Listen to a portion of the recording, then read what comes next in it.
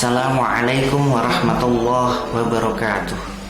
Bismillah, alhamdulillah, wassalatu wassalamu ala rasulillah Muhammad ibni Abdillah, la hawla wa la quwata illa billah, amma ba'da. Muslimin muslimat rahimakumullah, pemirsa Mutiara Ramadan Kemenak Kota Kediri yang dimuliakan oleh Allah Subhanahu wa taala. Syukur alhamdulillah kita masih diberikan kesempatan, kesehatan, ridho inayahnya sehingga kita bisa beraktivitas menjalankan puasa di bulan Ramadan kali ini. Tentunya dengan kesempatan ini kita harus memanfaatkan puasa kita, amal-amal kita sehingga diterima oleh Allah Subhanahu wa taala. Tentunya kita pernah mendengar sabda Sayyidina Umar bin Khattab radhiyallahu anhu. Kata beliau, sesungguhnya Allah Subhanahu wa taala menyembunyikan ridhonya di balik amal-amal yang dilakukan oleh manusia, dan Allah Subhanahu wa taala menyembunyikan murkanya di balik dosa-dosa yang diperbuat oleh manusia, dan Allah Subhanahu wa taala menyembunyikan kekasih-kekasihnya di antara orang-orang ramai yang dihinakan oleh manusia. Dan yang keempat, Allah Subhanahu wa taala menyembunyikan umur manusia di balik kematian, dan Allah menyembunyikan malam Lailatul Qadar di antara malam-malam bulan Ramadan, dan Allah Subhanahu wa taala menyembunyikan sholat wusta. Maka semuanya ini menjadi penting. Kita harus berusaha di antara kesemuanya itu. Yang pertama, di mana amal-amal itu mengundang ridha Allah Subhanahu wa taala. Sesungguhnya amal bukanlah besar atau kecilnya, bukanlah dahsyat atau remehnya amal, tetapi amal yang kita bawa di hadapan Allah adalah amal yang diridhoinya. Sebesar apapun amal, tanpa ridhonya apalah gunanya.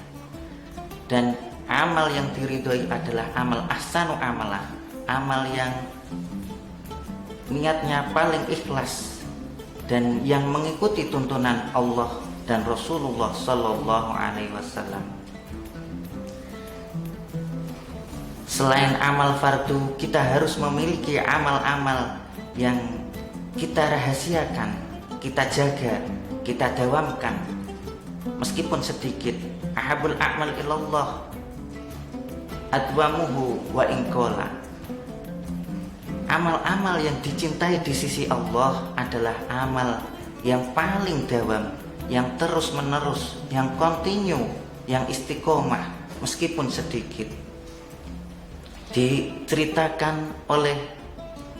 Dikisahkan di kitab Ihya Ulumuddin bahwasannya Al-Imam Ghazali, beliau masuk surga sebab apa?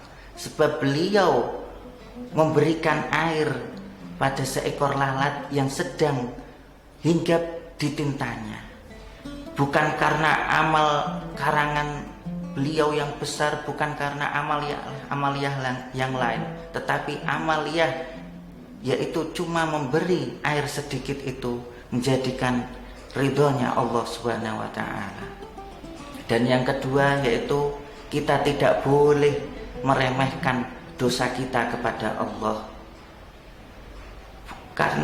Bukan karena besar kecilnya dosa, tetapi kata Fudail bin Iyad adalah ini adalah seberapa besar, maha besarnya zat yang kita durhakai. Barangkali Allah Subhanahu wa taala memberikan kita dosa besar, tetapi membuat kita lebih takut, lebih menyesali kepada Allah Subhanahu wa taala, dan kita bertobat. Itu lebih baik, itu jauh lebih baik dibanding kita melakukan dosa-dosa kecil tetapi kita meremehkannya. Na'udzubillahi min dzalik.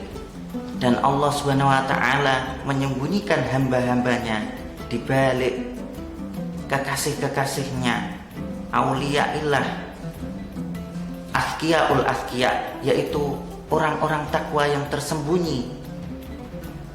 Kita tidak boleh mengukur seseorang yaitu dengan hartanya, dengan paras wajahnya, dengan keturunan nasabnya atau kedudukannya.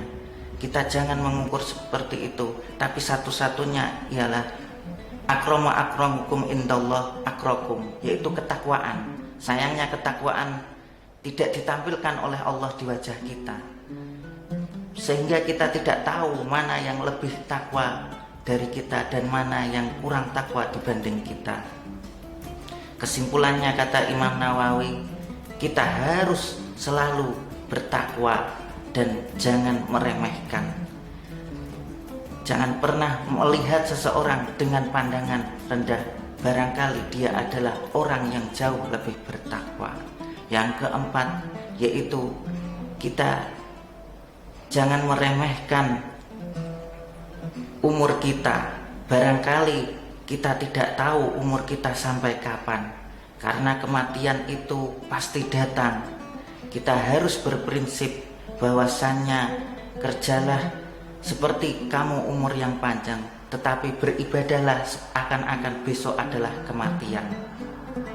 Dan Allah menyimpan Lailatul Qadar di malam-malam bulan Ramadan. Makanya kita harus tetap berusaha di malam-malam Lailatul Qadar, sehingga kemungkinan kita akan mendapatkan malam Lailatul Qadar. Dan yang terakhir yaitu rahasia sholat wusta. Kita tidak tahu mana sholat yang lebih utama, tetapi kita diberi 5 waktu sholat. Kita harus mengerjakannya dengan khusyuk, dengan baik, sehingga kita mendapatkan ridha Allah Subhanahu wa Ta'ala. Mungkin itu dari saya, semoga bermanfaat bagi pemirsa. Wallahu wafiq ila aqwamit thoriq. Wassalamualaikum warahmatullahi wabarakatuh.